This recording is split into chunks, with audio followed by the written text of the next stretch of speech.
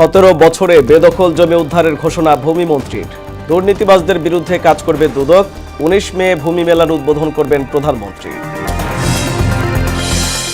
গণভোটের রায় বাস্তবায়নে আপোষ করবে না জামায়াত। স্বৈরাচারী কায়দায় প্রশাসক নিয়োগ করে দেশ চালাচ্ছে বিএনপি, অভিযোগ এনসিপির। জঙ্গি আস্তানা হয়ে উঠবে না প্রাইভেট বিশ্ববিদ্যালয়, প্রত্যাশা শিক্ষামন্ত্রী। উচ্চশিক্ষাকে শক্তিশালী করতে চায় সরকার, জানালেন মাহদি আমিন। এবং ঈদযাত্রায় রেলে অগ্রিম টিকিট বিক্রি শুরু 13 মে। থাকছে 10টি বিশেষ ট্রেন। কোরবানির পশু পরিবহনে 2টি ক্যাটেল স্পেশাল।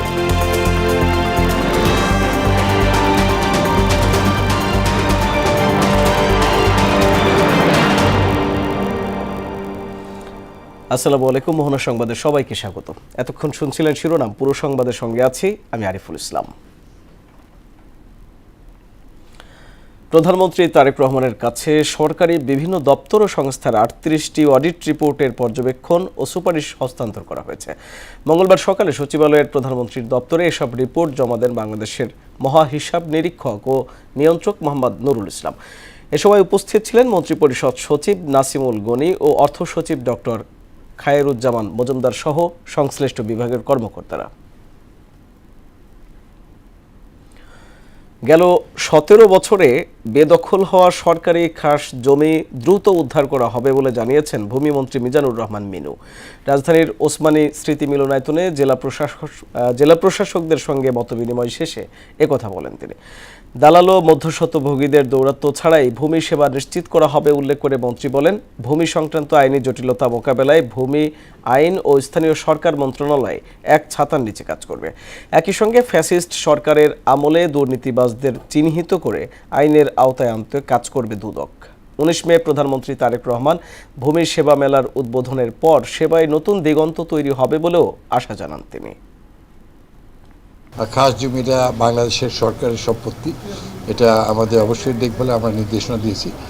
যারা অতীতে গত 17 বছর ফ্যাসিস্ট আমলে এই ধরনের ইয়েগুলি খুব বেশি হয়েছে এবং আমরা সব কিছুই আমরা খুব দ্রুত সময়ে পুনরুদ্ধারের সকল কার্যকরী পদক্ষেপ আমরা গ্রহণ করছি এবং গ্রহণ করার নির্দেশও দিয়েছি। যে আইন মন্ত্রণালয়, ভূমি মন্ত্রণালয় এবং স্থানীয় সরকার মন্ত্রণালয়কে একই নির্দেশের ব্যবস্থার চেষ্টা করছে।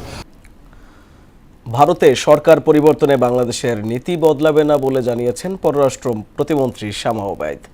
মঙ্গলবার ডিসি সম্মেলনের 3য় দিনে পররাষ্ট্র মন্ত্রণালয়ের সঙ্গে বৈঠক শেষে একথা জানান তিনি। পরে স্থানীয় সরকার মন্ত্রী মির্জা ফখরুল ইসলাম আলমগীর বলেন, গেল 17 বছর স্থানীয় সরকার মন্ত্রণালয়ের দুর্নীতির বিষয়ে শিগগিরই তদন্ত শুরু হবে।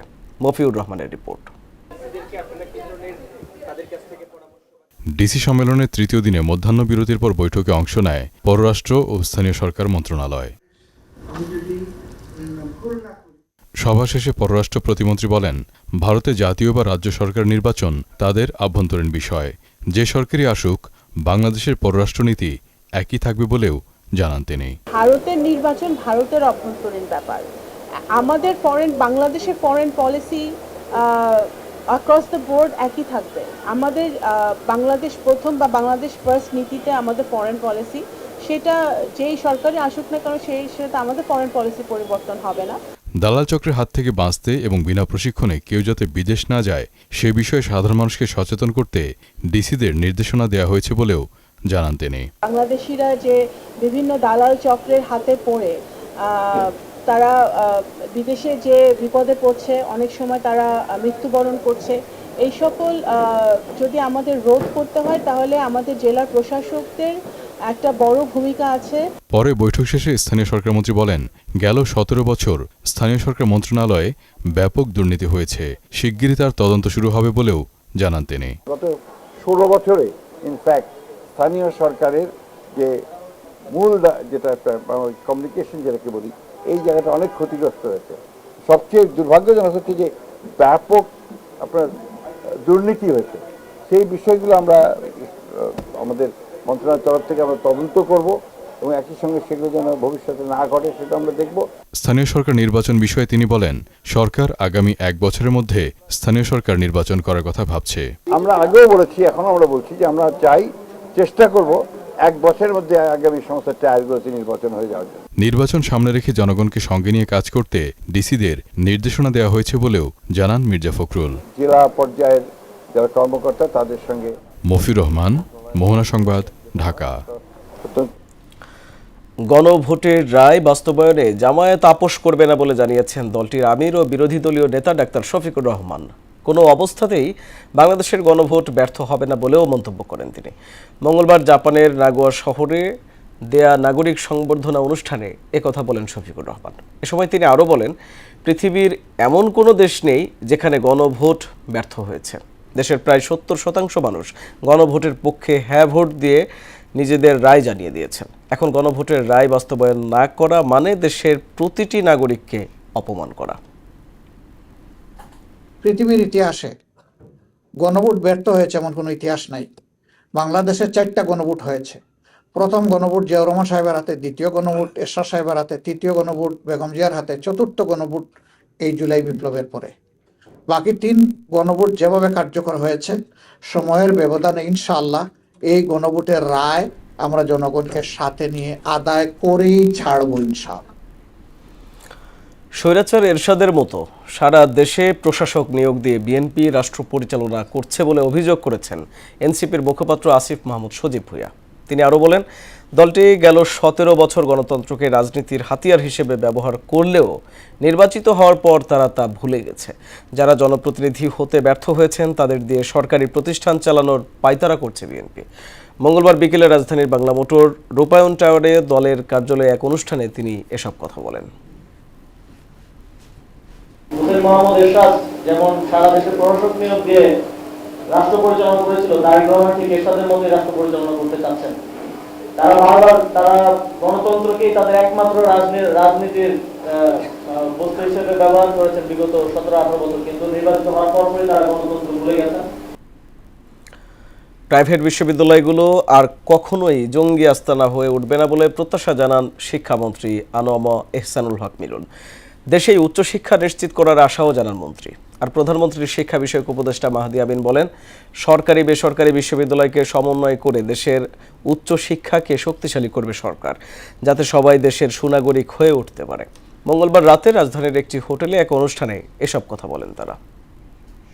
আগামী বাংলাদেশে আমাদের যে ভ্যালু এবং নলেজ বেসড এডুকেশন হবে, সেখানে ফোরফ্রন্টে কিন্তু প্রাইভেট ইউনিভার্সিটি থাকতে হবে। কারণ পাবলিক ইউনিভার্সিটির অনেক জায়গায় লিমিটেশনস রয়েছে।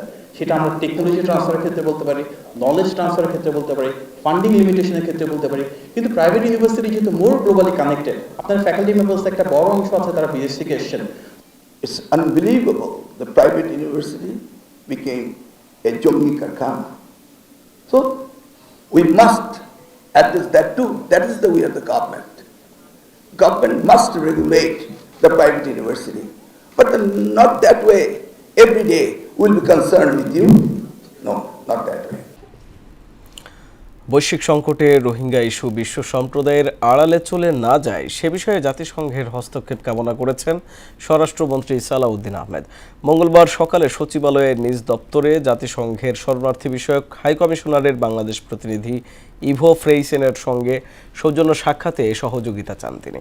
সীমিত সংখ্যক শরণার্থী মানবেতর জীবনযাপন করছে উল্লেখ করে ইউএন প্রতিনিধি ক্যাম্প সম্প্রসারণের আহ্বান জানালে স্বরাষ্ট্রমন্ত্রী জানান, মানবিক কারণে বিপুল সংখ্যক রোহিঙ্গাকে আশ্রয় দিলেও বর্তমানে আন্তর্জাতিক অর্থায়ন আশঙ্কাজনক হারে কমছে। বিশেষ করে যুক্তরাষ্ট্রের বরাদ্দ 50% কমে যাওয়ায় উদ্বেগ প্রকাশ করেন তিনি।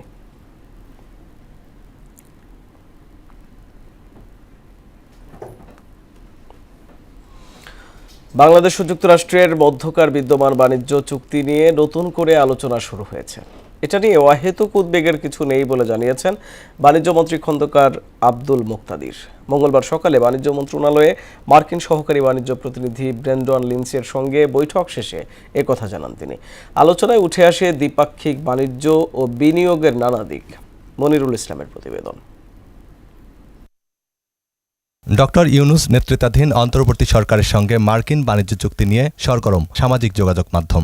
এমন বাস্তবতায় যুক্তরাষ্ট্রের দক্ষিণ মধ্য এশিয়ার সহকারী বাণিজ্য প্রতিনিধি ব্রেন্ডন লিন্স বাংলাদেশ সফরে আসেন। সাম্প্রতিক চুক্তিসহ নানান ইস্যুতে বাণিজ্য মন্ত্রীর সঙ্গে বৈঠক করেন মার্কিন এই কূটনীতিক। পরে আলোচনার বিষয়বস্তু তুলে ধরেন মন্ত্রী। যে কোনো চুক্তি দুইটা পক্ষের মধ্যে হয় এবং দুইটা পক্ষ যখন কোনো একটা বিষয় আলোচনা করে তো সংশ্লিষ্ট পক্ষ তো তার জিনিসগুলিকে সুবিধা পাওয়ার জন্য চেষ্টা করে। তিনি বলেন, পারস্পরিক স্বার্থকে প্রাধান্য দিয়েছে আন্তর্জাতিক এই চুক্তি। বর্তমান সরকার এই চুক্তিটি উত্তরাধিকার হিসেবে পেয়েছে। এটি বাতিলের সুযোগ নেই, বরং একে কাজে লাগিয়ে উইন উইন পরিস্থিতির দিকেই যেতে চায় সরকার। উভয় পক্ষের জন্য একটা উইন উইন সিচুয়েশন তৈরি করার চেষ্টা হয়। তো এই চুক্তিটা একটা বাস্তবতা, এটা আমরা ইনহেরিট করেছি, উত্তরাধিকার সূত্রে পেয়েছি। এই চুক্তির থেকে যতটুকু সম্ভব আগামী দিনে ট্রেড এবং ইনভেস্টমেন্টের জন্য আমরা আমাদের অনুকূলে চুক্তিটাকে কাজে লাগাতে পারি, সেটি হবে আমাদের আগামী দিনের প্রচেষ্টা। সম্প্রতি যুক্তরাষ্ট্রের শুরু করা একটি তদন্ত প্রক্রিয়ার বিষয়ে উদ্বেগ জানান মন্ত্রী। বলেন, বাংলাদেশের পণ্য ডাম্পিং কিংবা ওভার ক্যাপাসিটির অভিযোগ ভিত্তিহীন। কস্ট প্রাইসের নিচে গিয়ে আমরা কোথাও পাঠাতে পারি সেই অর্থনৈতিক সক্ষমতাই আমাদের নাই।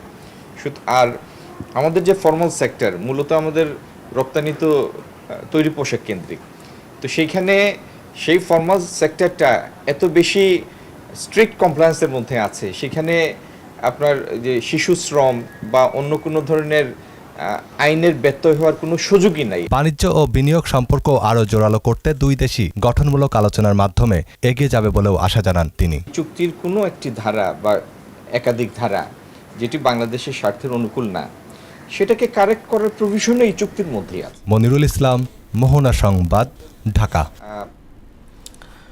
দেশে হাম ও হামের উপসর্গে গেল 24 ঘন্টায় 6 জনের মৃত্যু হয়েছে। এ সময় আক্রান্ত হয়েছে 1445 জন। মঙ্গলবার বিকেলে স্বাস্থ্য অধিদপ্তরের নিয়মিত বিজ্ঞপ্তিতে এই তথ্য জানানো হয়। এদিকে রাজধানীর হাসপাতালে প্রতিদিনই বাড়ছে হামে আক্রান্ত রোগীর সংখ্যা। আরও জানাচ্ছেন তরিকুল ইসলাম। দেশে হামের প্রকোপ ভয়াবহ আকার নিচ্ছে। মঙ্গলবার হামে আক্রান্ত হয়ে 6 জনের মৃত্যু হয়েছে, আর একদিন আগেই সর্বোচ্চ 17 প্রাণহানি দেখেছে দেশ। স্বাস্থ্য অধিদপ্তরের তথ্য অনুযায়ী 15 মার্চ থেকে এখন পর্যন্ত হাম ও এর উপসর্গে মোট মৃত্যু দাঁড়িয়েছে 317 জনে। আক্রান্ত সংখ্যাও বাড়ছে দ্রুত। রাজধানীর মহাখালীতে ডিএনসিসি হাসপাতালে মঙ্গলবার নতুন রোগী ভর্তি হয়েছে 116 জন। সেখানে হাম ও এর উপসর্গ নিয়ে বর্তমানে চিকিৎসাধীন 457 জন। রোগীর স্বজনরা বলছে, ডিএনসিসি হাসপাতালে চিকিৎসা ব্যবস্থা সন্তোষজনক, যদিও রাজধানীর অন্য কয়েকটি হাসপাতাল এবং জেলা উপজেলা পর্যায়ের স্বাস্থ্যকেন্দ্রের মান নিয়ে হতাশ তারা। বাচ্চারে অন্য হসপিটাল থেকে আর কি নিয়ে আসছি। বাচ্চা অনেক অসুস্থ ছিল, জ্বর পড়তেছিল না, 102, 103 এইরকম ছিল। পরশু দিন রাত থেকে দেখছি গোটা শরীরে হয়েছে, পরে এই জায়গায় কালকে নিয়ে আসছি। 5 দিন যাবত মিটফুট হসপিটাল দেখাইছি, তো তখন এগুলো ধরা পড়ে না আর কি, র্যাশ উঠে না। পরে ওখান থেকে 5 দিন পর বলতেছে হাম ধরা পড়ছে। বাবু আমার খুবই অসুস্থ ছিল, যেদিন আমি প্রথম নিয়ে আসি 2 ঘন্টা এখানে রাখার পর ওরা আইসিইউতে নেওয়া হয়েছে। ডিএনসিসি হাসপাতাল কর্তৃপক্ষ বলছে, হামে আক্রান্তদের মৃত্যু ঝুঁকি বাড়াচ্ছে অপুষ্টি, নিউমোনিয়া, অন্যান্য জটিলতা। অধিকাংশেরই রোগ প্রতিরোধ ক্ষমতা আগে থেকেই দুর্বল। কিছু বাচ্চা আছে 9 মাসের আগে আক্রান্ত হয়েছেন অলরেডি, তো যারা নাকি তারা তো টিকা নেওয়ার সময় হয়নি, এখন তারাও আক্রান্ত হচ্ছে। মায়ের বুকে দুধ ঠিক মতো খাওয়ানো হয়নি বা যাদের নাকি পুষ্টিকর খাবার একটু সমস্যা আছে, তাদের ক্ষেত্রে আমরা দেখেছি ক্রিটিক্যালিটির হারটা বেশি, মানে জটিলতা তাদেরই বেশি হচ্ছে এবং তারা সুস্থ হতে অনেকদিন সময় লাগছে। চিকিৎসা নিয়ে বাড়ি ফেরা শিশুদের 1 মাস পর টিকা দেওয়ার পরামর্শ দেন চিকিৎসকরা। দিন যত যাচ্ছে প্রতিদিন আক্রান্ত হয়ে হামে মৃত্যুর মিছিল বাড়ছে। ঢাকার এই ডিএনসিসি হাসপাতালে দেশের বিভিন্ন স্থান থেকে মায়েরা তার সন্তানকে নিয়ে এসেছে হাম চিকিৎসার জন্য। প্রত্যেকের চোখে মুখে হতাশা, তার শিশু ভালো হবে কিনা। আবার কেউ কেউ সুস্থ হয়ে বাড়ি ফিরছেন। তবে সবার একটাই প্রত্যাশা, সরকার যাতে বিশেষভাবে এই দিকে নজর দেয়। ঢাকার ডিএনসিসি হাসপাতাল থেকে তরিকুল ইসলাম, মোহনা সংবাদ, ঢাকা। 1,61,00,000 শিশু হামের টিকা পেয়েছে বলে জানিয়েছেন তথ্য সম্প্রচার উপদেষ্টা জাহিদুর রহমান। এছাড়া কয়েকদিনের মধ্যেই 100% টিকাদানের লক্ষ্য অর্জিত হবে বলেও উল্লেখ করেন তিনি। আর বাংলাদেশ ও যুক্তরাষ্ট্রের বাণিজ্য চুক্তিতে পরিবেশের বিষয়ে বাধা হবে না বলে জানিয়েছেন পরিবেশ মন্ত্রী আব্দুল আওয়াল মিন্টু। মঙ্গলবার সকালে সচিবালয়ে ব্রিফিংয়ে এসব কথা বলেন তারা। তানজিদ ভুঁইয়ার রিপোর্ট। সচিবালয়ে সরকারের বিভিন্ন কার্যক্রমের অগ্রগতির বিষয়ে সংবাদ সম্মেলনে কথা বলেন তথ্য উপদেষ্টা জাহিদুর রহমান। এতে তিনি জানান, ইতিমধ্যে 1,61,00,000 শিশু হাম রুবেলার টিকা পেয়েছে এবং আগামী কয়েকদিনের মধ্যেই 100% টিকাদানের লক্ষ্য অর্জিত হবে। হাম রুবেলা টিকাদান ক্যাম্পেইন এই পর্যন্ত 6 মাস থেকে 5 বছর কম বয়সী 5 বছরের কম বয়সী 1,61,00,000 শিশু টিকা পেয়েছে, যার লক্ষ্যমাত্রা 89%। আগামী কয়েকদিনে শতভাগ লক্ষ্য অর্জন করা যাবে। যুক্তরাষ্ট্রের পক্ষ থেকে যক্ষ্মা রোগ শনাক্ত করার 6 লাখ জিন এক্সপার্ট কার্ট্রিজ ও 11,000 শিশুর জন্য যক্ষ্মা প্রতিরোধী ওষুধ অনুদান হিসেবে পাওয়া গেছে। বর্ষা মৌসুমে ডেঙ্গুর প্রকোপ মোকাবেলায় স্বাস্থ্য সংশ্লিষ্ট দপ্তরগুলো প্রস্তুতি শুরু করেছে। এক প্রশ্নের জবাবে তিনি আরও বলেন, বাংলাদেশ ভারতের পারস্পরিক সম্পর্ক অক্ষুণ্ণ থাকবে। জঙ্গিবাদ নিয়ে অতিরঞ্জিত পতিত আওয়ামী লীগের ক্ষমতায় থাকার কৌশল ছিল বলেও উল্লেখ করেন তিনি। জঙ্গিবাদের একটা অতিরঞ্জন ছিল আওয়ামী লীগের সময়, তারা এটা দিয়ে ক্ষমতায় থাকা ন্যারেটিভ তৈরি করেছে। আবার কেউ কেউ কিছুই নেই আমাদের দেশে এই ধরনের বলে, দুটোই কিন্তু নেগেটিভ। মাননীয় স্বরাষ্ট্রমন্ত্রীও কিন্তু বলেছেন যে কিছু এক্সট্রিমিজমের অস্তিত্ব আছে, মানে অ্যাজ এ স্টেট পুরো রাষ্ট্র হিসেবে বাংলাদেশের সাথে তার যে সৌহার্দ্যপূর্ণ সম্পর্ক, আমাদের যে ইন্টারাকশন, আমাদের পারস্পরিক বেনিফিটের যে সম্পর্ক, সেটা কোনো ক্ষেত্রে বাধাগ্রস্ত হবে না।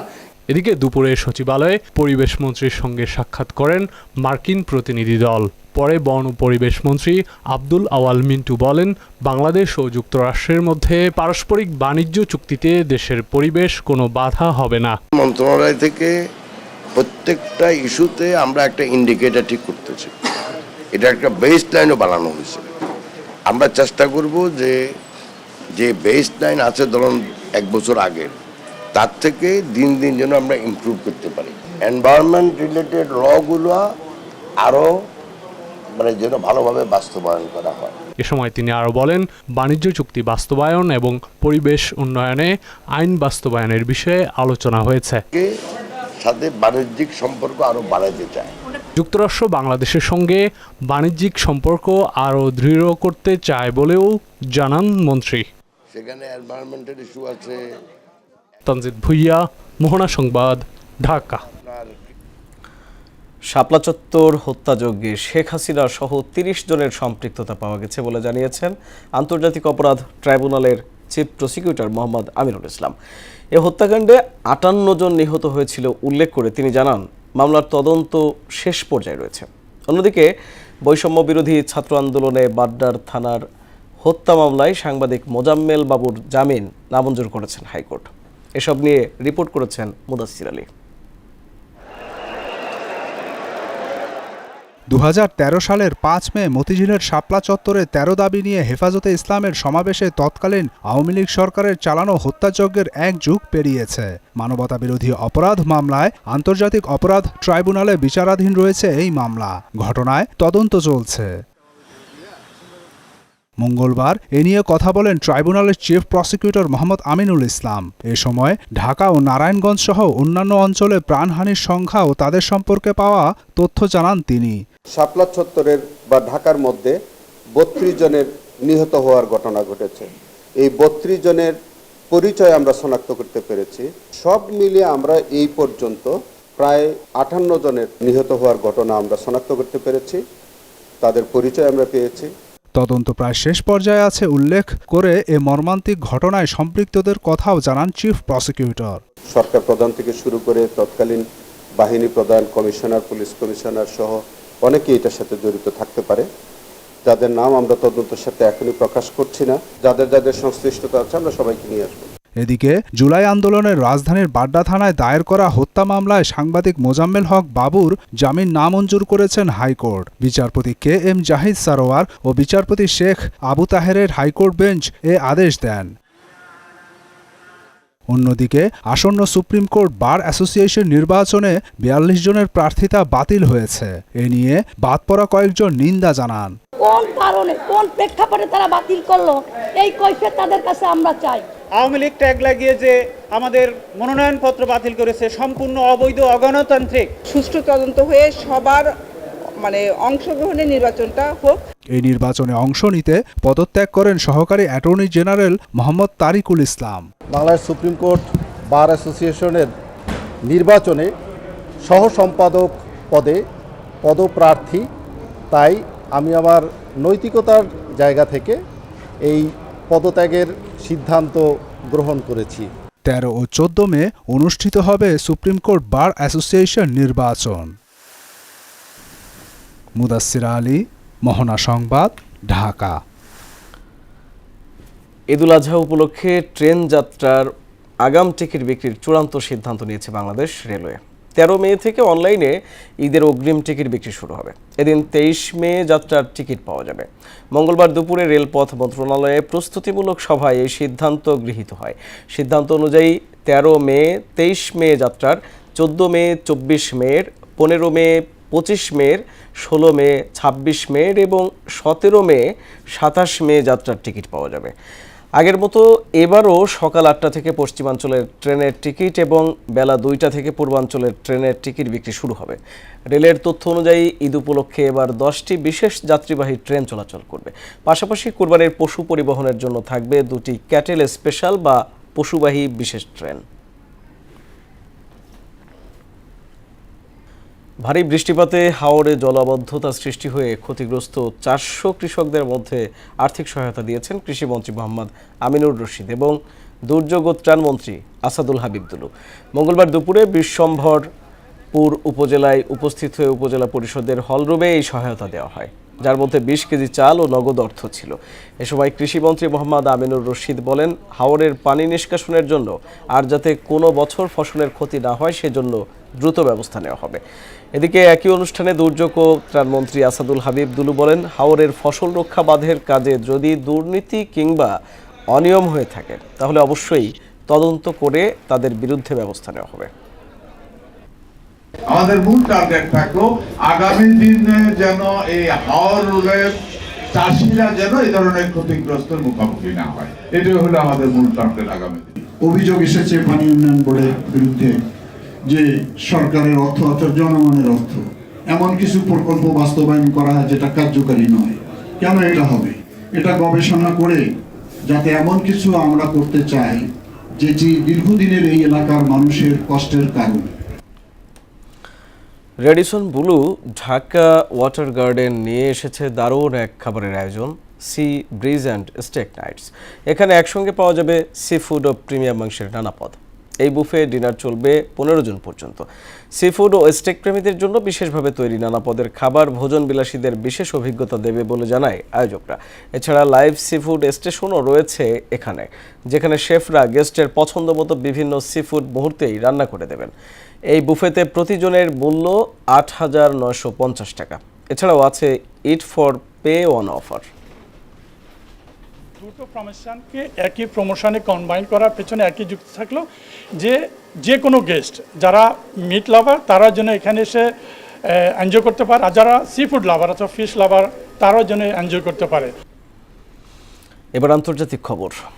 ভারতে পশ্চিমবঙ্গ বিধানসভা নির্বাচনে জয়লাভের পর সরকার গঠনের প্রক্রিয়া শুরু করেছে ভারতীয় জনতা পার্টি বিজেপি।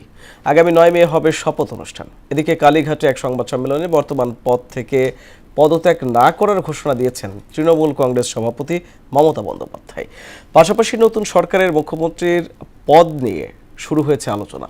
সে তালিকায় আছে বিরোধী দলীয় নেতা শুভেন্দু অধিকারী, রাজ্য বিজেপির সভাপতি শ্রমিক ভট্টাচার্য সহ কয়েকজনের নাম। ঐশী আলমের ডেস্ক রিপোর্ট। ভারতের পশ্চিমবঙ্গ বিধানসভা নির্বাচনে জয়লাভের পর সরকার গঠনের প্রক্রিয়া শুরু করেছে ভারতীয় জনতা পার্টি বিজেপি। আগামী 9 মে রবীন্দ্র জয়ন্তীতে নতুন সরকারের শপথ গ্রহণের পরিকল্পনা করছে দলটি। এদিকে নির্বাচন পরবর্তী সাংবিধানিক প্রক্রিয়াও শুরু হয়েছে। ভারতের নির্বাচন কমিশনের জ্যেষ্ঠ কর্মকর্তারা প্রিন্সিপাল সেক্রেটারি এস.বি. যোশী এবং সেক্রেটারি সুজিত কুমার মিশ্র কলকাতায় প্রধান নির্বাচন কর্মকর্তা মনোজ কুমার আগরওয়ালের কাছে নির্বাচনী ফলাফলের সরকারি গেজেট হস্তান্তর করবেন। এরপর বর্তমান মুখ্যমন্ত্রী মমতা বন্দ্যোপাধ্যায়কে পদত্যাগের আহ্বান জানানো হবে। একই সঙ্গে নতুন সরকার শপথ নেওয়া পর্যন্ত প্রশাসনের ধারাবাহিকতা বজায় রাখতে তাকে তত্ত্বাবধায়ক মুখ্যমন্ত্রী হিসেবে দায়িত্ব পালনের অনুরোধ করা হতে পারে। যদিও মুখ্যমন্ত্রীর পদ থেকে পদত্যাগ না করার ঘোষণা দিয়েছেন তৃণমূল কংগ্রেসের মমতা বন্দ্যোপাধ্যায়। কালীঘাটে এক সম্মেলনে কথা বলেন তিনি। আমি আগেই আপনাদের বলেছিলাম, আমার ভিডিও আপনারা দেখে নিন, তার 2 দিন আগে, যে ওরা কিন্তু প্রথমে বিজেপি এরিয়া দিয়ে শুরু করবে এবং ইলেকশনে কাউন্টিং হয় 14 থেকে 18 রাউন্ড। প্রথম 2-3টে রাউন্ড ওরা কিন্তু কাউন্টিং করবে, প্ল্যান করে বিজেপি ওখান থেকে, যাতে ছেলেপেলেদের মোরাল ভেঙে যায়, বিজেপি গুন্ডামি করতে সাহস পায়। এর মধ্যেই আলোচনা চলছে পশ্চিমবঙ্গের পরবর্তী মুখ্যমন্ত্রী নিয়ে। এক্ষেত্রে এগিয়ে রয়েছেন বর্তমান বিরোধী দলীয় নেতা শুভেন্দু অধিকারী, রাজ্য বিজেপির সভাপতি শ্রমিক ভট্টাচার্য, দলটির সাবেক সভাপতি দিলীপ ঘোষ, সুকান্ত মজুমদার, সাংবাদিক ও রাজ্যসভার সাবেক সাংসদ স্বপন দাশগুপ্ত। অন্যদিকে তামিলনাড়ুর পরবর্তী মুখ্যমন্ত্রী হওয়ার দৌড়ে এগিয়ে আছে জনপ্রিয় দক্ষিণ ভারতীয় অভিনেতা ও টিভিকে দলের সভাপতি বিজয় থালাপাতি। ঐশী আলম, মোহনা সংবাদ। গাজার ধ্বংসযজ্ঞের ছবি তুলে পুলিৎজার পুরস্কার পেলেন ফিলিস্তিনি আলোকচিত্রী শাহের আল ঘোরা। টিআরটি ওয়ার্ল্ডের তথ্যমতে গাজায় ইসরায়েলি সামরিক আগ্রাসনের ধ্বংস ও মানবিক সংকটের ছবি তুলে ব্রেকিং নিউজ বিভাগে এই সম্মানজনক পুরস্কার পেয়েছেন তিনি। ইসরায়েলি আগ্রাসনের এসব মর্মান্তিক চিত্র ফুটে উঠেছে মার্কিন গণমাধ্যম নিউ ইয়র্ক টাইমসে কাজ করা শাহের আল ঘোরার তোলা ছবিগুলোতে। অপরদিকে ডোনাল্ড ট্রাম্পের রাজনৈতিক প্রতিশোধমূলক কার্যক্রমের উপর প্রতিবেদন করে পুলিৎজার পুরস্কার জিতেছে বার্তা সংস্থা রয়টার্স। ন্যাশনাল রিপোর্টিং বিভাগে এ পুরস্কার পেয়েছে বার্তা সংস্থাটি। আগামী জুনের ফিফা উইন্ডোতে প্রথমবারের মতো ইউরোপের মাটিতে ম্যাচ খেলবে বাংলাদেশ। 5 জুন ফিফার টায়ার 1 পর্যায়ের আন্তর্জাতিক প্রীতি ম্যাচে সান মেরিনোর মুখোমুখি হবে লাল সবুজ প্রতিনিধিরা। তবে শিগগিরই ইউরোপের মাটিতে আরও ম্যাচ খেলতে দেখা যেতে পারে বাংলাদেশকে। জুনের উইন্ডোতে সান মেরিনোর মুখোমুখি হওয়ার পর নভেম্বরে ফের ইউরোপিয়ান প্রতিপক্ষের মুখোমুখি হতে পারেন হামজা সমিতরা। লিথুয়ানিয়ার বিপক্ষে প্রীতি ম্যাচ খেলার আমন্ত্রণ পেয়েছে বাংলাদেশ। নতুন কোচ নিয়োগের পর এ বিষয়ে চূড়ান্ত সিদ্ধান্ত নেওয়া হবে বলে জানিয়েছেন বাফুফের সহসভাপতি ফাহাদ করিম।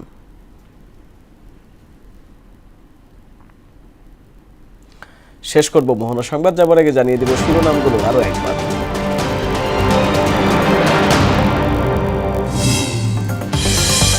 সতেরো বছরে বেদখল জমি উদ্ধারের ঘোষণা ভূমিমন্ত্রীর। দুর্নীতিবাজদের বিরুদ্ধে কাজ করবে দুদক। 19 মে ভূমি মেলার উদ্বোধন করবেন প্রধানমন্ত্রী।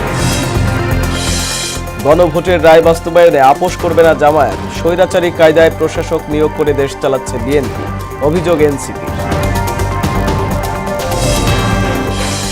জঙ্গি আস্তানা হয়ে উঠবে না প্রাইভেট বিশ্ববিদ্যালয়, প্রত্যাশা শিক্ষামন্ত্রীর। উচ্চশিক্ষাকে শক্তিশালী করতে চায় সরকার, জানালেন মাহদি আমিন। এবং ঈদযাত্রায় রেলে অগ্রিম টিকিট বিক্রি শুরু 13 মে। থাকছে 10টি বিশেষ ট্রেন। কোরবানির পশু পরিবহনে 2টি ক্যাটেল স্পেশাল।